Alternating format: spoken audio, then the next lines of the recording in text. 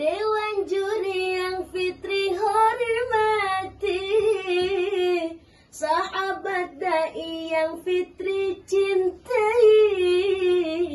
Tak lupa penonton video ini, Ning Fitri siap beraksi. Assalamualaikum warahmatullahi wabarakatuh. Alhamdulillahilladzi wahdahu la syarikalah, al-mukhtasu bisifatin karoniyyah, wassalatu wassalamu ala sayyidina Muhammadin khairul bariyah wa ala alihi wa ashabihi wa man tabi'a ila yaumil qiyamah. Amma ba'du. Yang saya hormati dan yang saya muliakan, Dewan Juri yang arif nan bijaksana, serta sahabat da'i-da'iyah, hadirin wal hadirat dimanapun Anda berada. Dewasa ini, masyarakat Indonesia telah mengalami lonjakan penggunaan internet dan media sosial. Data dari Hotsuite WR Sosial, Indonesian Digital Report 2022 menyatakan bahwa pada tahun 2022, jumlah pengguna internet di Indonesia mencapai 204,7 juta jiwa. Tren ini menunjukkan adanya peningkatan signifikan dalam akses dan penggunaan media sosial oleh masyarakat yang menandai peralihan ke era masyarakat digital. Namun hadirin, seiring dengan meningkatnya penggunaan media sosial, masyarakat dihadapkan oleh berbagai masalah sosial. Manusia adalah makhluk individu, sekaligus makhluk sosial yang dituntut untuk mampu berinteraksi dengan individu lainnya. Tentunya akan dihadapkan oleh kelompok-kelompok yang berbeda warna. Salah satunya adalah perbedaan agama. Maka hadirin, tidak mustahil akan terjadi radikalisme dan intoleran di tengah-tengah masyarakat kita yang akan meluluh lantahkan stabilitas daerah, menciptakan suasana mencekam, masyarakat kesulitan, pemerintah kelabakan, para kiai kerepotan, bahkan pengusaha pun pada berlainan. Dampaknya, pembangunan yang sudah direncanakan jadi berantakan, dan pembangunan yang masih direncanakan ngambang tak karuan, tak tahu kapan dilaksanakan. Betul hadirin? Dengan demikian hadirin, untuk menangkal radikalisme dan intoleran, maka sikap toleransi adalah upaya yang patut kita laksanakan. Oleh karena itu hadirin, pada kesempatan yang berbahagia ini, izinkanlah saya mengangkat tema penguatan moderasi beragama demi kemajuan bangsa Indonesia.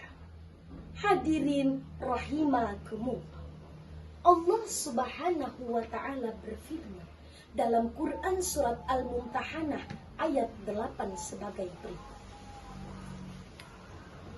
A'udzu billahi minasy syaithanir rajim. Bismillahirrahmanirrahim. La yankumullahu 'anil ladzina lam yuqatilukum fid din. Lam yuqatilukum fid din wa lam yukhriju min diyarikum adabarruhum wa tuqsitu ilaihim. Innallaha yuhibbul muqsitin. Yang artinya, Allah tidak melarang kamu untuk berbuat baik dan berlaku adil terhadap orang-orang yang tidak memerangimu dalam urusan agama. Tidak pula mengusir kamu dari negeri kamu. Sesungguhnya Allah menyukai orang-orang yang berlaku adil. Hadirin rahimakumullah. Asbabun nuzul ayat tadi sebagaimana yang diriwayatkan oleh Imam Ahmad dan Imam Al-Hakim dari Abdullah bin Zubair, bahwa suatu ketika Asma, putri tercinta sahabat Abu Bakar As-Siddiq, didatangi oleh ibunya Qatilah yang saat itu masih kafir. Kemudian Asma bertanya kepada Rasulullah Shallallahu Alaihi Wasallam, "Ya Rasulullah, bolehkah Asma berbuat baik terhadap ibu Asma, menerima kehadiran dan pemberiannya?" Kemudian Rasulullah Shallallahu Alaihi Wasallam menjawab, "Boleh wahai Asma binti Abu Bakar." Maka turunlah ayat ke-8 surat Al-Mumtahanah tadi sebagai penegasan bahwa bersikap toleransi, saling menghargai harus tetap dilakukan meskipun kepada yang berbeda agama. Hadirin, jika kita kaitkan dengan kehidupan berbangsa dan bernegara di Indonesia, ayat tadi memberikan petunjuk kepada kita untuk memiliki sikap toleransi. Oleh karena itu hadirin, saudara-saudaraku sebangsa dan setanah air, silahkan umat Kristiani mengamalkan ajaran cinta kasih. Umat Hindu mengamalkan ajaran Veda, Vedanta dan Resi Agatya. Umat Buddha mengamalkan ajaran Dharma Siddhartha Gautama. Tapi untuk urusan menjaga kebersihan lingkungan, memelihara keamanan lingkungan, mengentaskan kemiskinan dan memberantas korupsi, mari kita bersama-sama bergotong royong dan bergandeng tangan. Setuju hadirin? Pengaruh media sosial dan platform digital terhadap penyebaran ideologi ekstrim dan radikal dalam tanah agama ini menjadi salah satu masalah utama yang perlu diatasi. Lalu timbul pertanyaan, bagaimana upaya kita untuk menangkal radikalisme di negeri ini? Surat Al-Kafirun ayat 1-6 sebagai jawabannya. Bismillahirrahmanirrahim. Qul ya ayyuhal kafirun, la a'budu ma ta'budun, wa la antum 'abiduna ma a'bud, wa la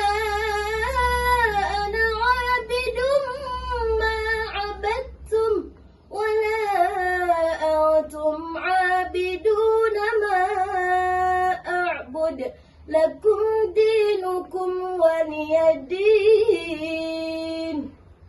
Yang artinya, katakanlah, hei orang-orang kafir, aku tidak akan menyembah apa yang kamu sembah, dan kamu tidak akan menyembah Tuhan yang aku sembah, dan aku tidak akan pernah menyembah apa yang aku sembah, dan kamu tidak pernah pula menyembah Tuhan yang aku sembah.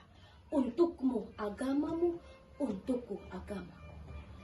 Hadirin, demikianlah ayat Al-Quran menjadi penegasan bahwa kita bertoleransi itu harus dalam urusan muamalah, bukan dalam urusan akidah.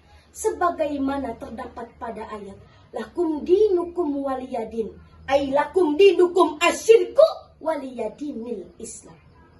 Untukmu agamamu yaitu kemusyrikan, dan untukku agamaku yaitu agama Islam. Demikianlah penafsiran Imam Jalaluddin As-Suyuti dan Imam Jalaluddin Al-Mahali dalam tafsir Al-Jalalain.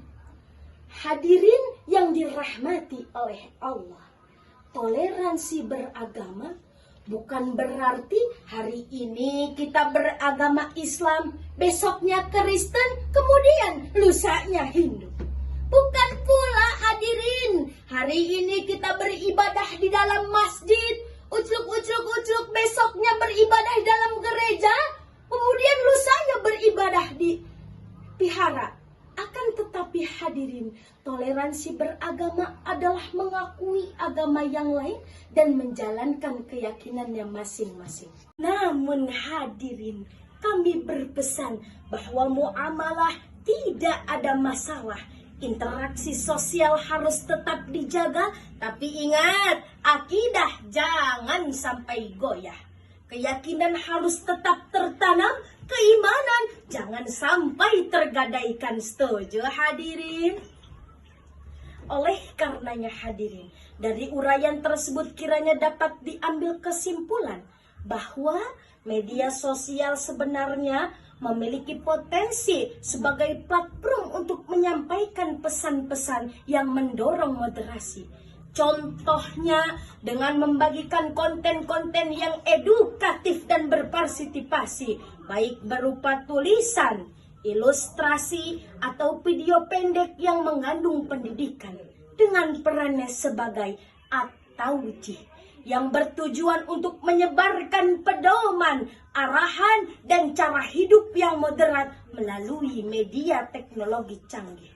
Lalu yang kedua, at-taghyir yang bertujuan untuk mengubah cara pandang seseorang agar lebih berbeda dari sebelumnya sesuai dengan ajaran Islam yang modern. Lalu yang ketiga, at-tarjih yang bertujuan untuk memberi harapan terkait berbagai aspek kehidupan yang berkaitan dengan agama dari tulisan-tulisan penulis yang berpengaruh.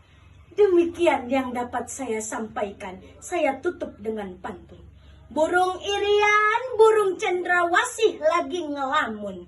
Cukup sekian dan terima kasih. Kepada Allah saya mohon ampun. Wabillahi taufiq wal hidayah. Wassalam.